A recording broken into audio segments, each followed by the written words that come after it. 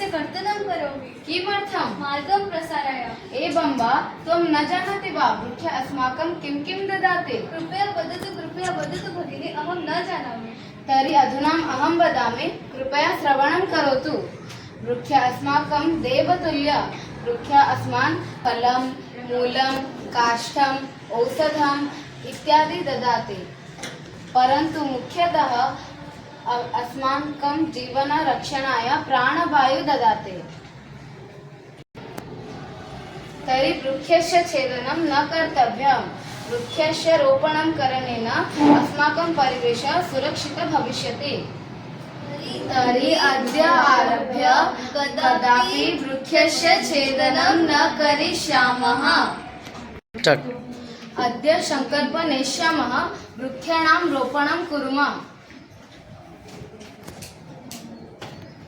अद्य सङ्कल्पं नेष्यामः, वृक्षाणां रोपणं कुर्मः। वृक्षः रक्षति रक्षितः।